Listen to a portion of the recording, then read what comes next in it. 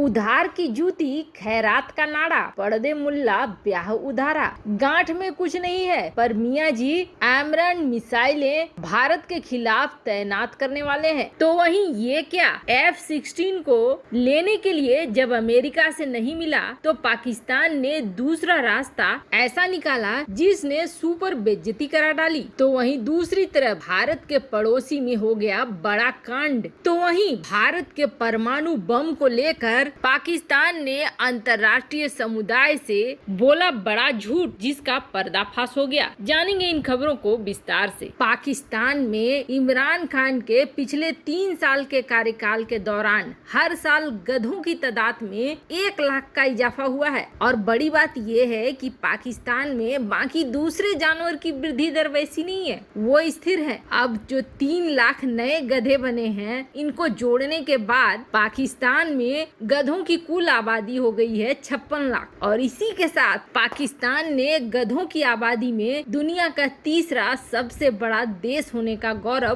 बरकरार रखा है। वैसे हल्के में न ले पाकिस्तान को। अब हर साल 80,000 गधों को चीन भेजेगा पाकिस्तान। वैसे छोड़ो पाकिस्तानी गधों से हमें क्या लेना देना, हमारे तो अपने गधों ने परेशान किया हुआ है। पाकिस्तान को डर लग रहा है कि भारत पीओके पर बड़ी कार्रवाई करेगा, जिसके लिए वो तैयारी करना चाहता है। और इस तैयारी के लिए उसके भंडार में JF-17 भरे पड़े हैं। लेकिन क्या करें, JF-17 पर भरोसा नहीं है। JF-17 अब गधों के बराबर भी नहीं रह गए हैं। इसीलिए तो इराक को पाकिस्तान ने ये ऑफर करा कि आप ऐसा करें कि आपके पास जो F-16 विमान है वो हमें दे दें, एक के बदले में हम 2 आपको देंगे। आप 12 F-16 विमान दें, हम आपको 24 JF-17 दे देंगे। और इतना ही नहीं, आपके पास जो बच जाएंगे F-16 विमान, उनकी हम मरम्मत भी क्या करेंगे, क्योंकि हमारे पास पहले से जो F-16 विमान है उसकी वजह से टेक्नीशियन भी हैं, तो हम आपको बहुत फायदा पहुंचाएंगे। अब इस ऑफर से ही समझ में आ गया होगा कि पाकिस्तानी पायलट, पाकिस्तानी सेना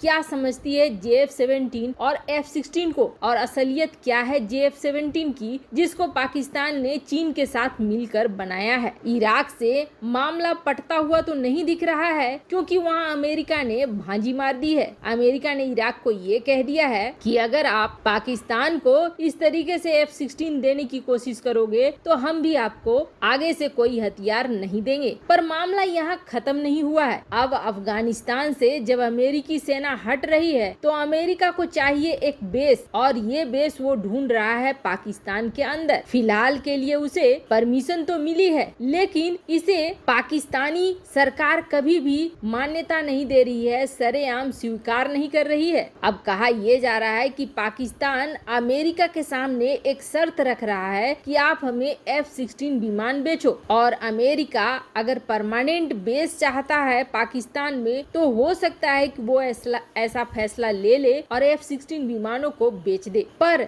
अब खतरे वाली बात यह है कि F-16 विमानों के साथ साथ अमेरिका से वो एमरॉन मिसाइलें भी चाहता है। अगर एमरॉन मिसाइलें अमेरिका पाकिस्तान को दे देता है, तब F-16 विमानों के साथ एमरॉन मिसाइलों के होने की वजह से भारत के लिए थोड़ी मुश्किल खड़ी जरूर हो जाएगी। तब तेजस और राफेल ये ही उनकी मिसाइलों पर भारी पड़ेंगे। राफेल का मेटियोर भारी पड़ जाएगा। पर जिस तरीके के हालात चल रहे हैं, एमरॉन मिसाइलों के बारे में क्या फैसला लेता है अमेरिका, ये तो आने वाला वक्त ही बताएगा। पर इराक में फजीयत पाकिस्तान की जरूर हो गई है। भारत के परमाणु बम को लेकर भी चिल्ला रहा है पाकिस्तान पूरी दुनिया के सामने, जिसके बाद भारत ने बड़ा सच उगला है। हाल फिलहाल में पाकिस्तान ने मीडिया के सामने ये उछलना शुरू कर दिया और ये कहना शुरू कर दिया कि भारत में यूरेनियम और रेडियो एक्टिव चीजें आम लोगों के हाथों में है। कई बार भारत के अंदर कई लोग ऐसे पकड़े जाते हैं जिनके पास यूरेनियम होता है, जिसके पास रेडियो एक्टिव पदार्थ होते हैं। इसका मतलब ये है कि भारत कुछ बहुत बड़ा कर रहा है। भारत के झारखंड में बोकारो के आसपास एक शख्स को पकड़ा गया था जिसके पास कुछ ऐसे पदार्थ निकले थे जो रासायनिक कहे जा रहे थे। इस घटना के बाद पाकिस्तान ने ये कहना शुरू कर दिया कि जिस तरीके से लगातार भारत के अंदर यूरेनियम को लेकर इस तरह की घटनाएं हो रही हैं, अंतर्राष्ट्रीय जगत को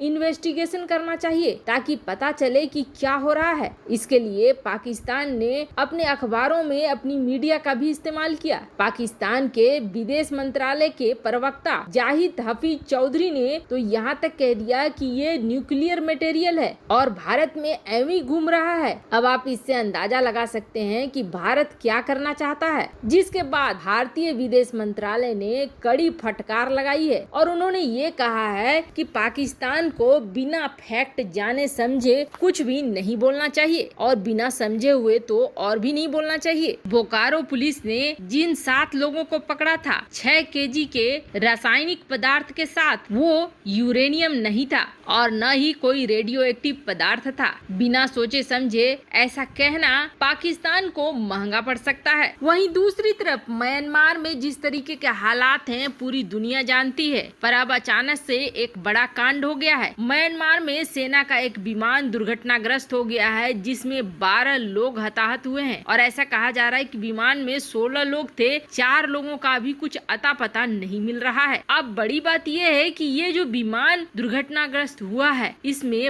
वरिष्ठ सैन्य अधिकारी थे। ये विमान हादसा मांडले में हुआ है। वैसे तो जैसे ही ये घटना हुई कई गाड़ियां मौके पर पहुंच गई और बड़ी संख्या में सुरक्षा बल भी वहां पहुंच गए। अब बड़ी बात ये आ रही है कि ये घटना हुई है या की गई है या शिकार बनाया गया है, ये अभी तक निकल कर सामने नहीं आया है। लेकिन जिस तरीके से म्यांमार में हालात हो रहे हैं उस तरीके से देखते हुए आम जनता के साथ विद्रोही लोग भी जुड़ते जा रहे हैं और अब ये म्यांमार का पूरा क्षेत्र अस्थिर होता जा रहा है। इस अस्थिरता का प्रभाव भारत पर भी पड़ने वाला है, क्योंकि उम्मीद ये की जा रही है कि सैन्य संगठन जल्द ही दबाव में आ जाएगा। जहां आम जनता और विद्रोही गुटों के मिलने की वजह से दबाव तो वैसे ही बन रहा है, बहुत ज्यादा दिनों तक सैन्य शासन नहीं रहेगा। लेकिन बात यह है कि जिन उग्रवादी संगठन को अब म्यांमार की आम जनता भी बढ़ावा दे रही है वो भारत के लिए भी बड़े खतरे हैं। भारत से लगती सीमाओं पर ये उग्रवादी संगठन कई बार कई ऐसे काम कर चुके हैं जिससे भारत के लिए परेशानी खड़ी हुई है। पर पिछली सरकार में भारत ने म्यांमार की सेना के साथ इस तरीके से तालमेल बिठाया था कि इस इलाके में पूरी शांति स्थापित हो गई थी और उन उग्रवादी समूहों पर कार्रवाई भी की गई थी। पर अब दिन प्रतिदिन म्यांमार में बदलते हालात की वजह से भारत भी कहीं न कहीं खतरे में पड़ता जा रहा है। वैसे ये भी बड़ी सच्चाई है कि म्यांमार के आम जनता की मदद दुनिया का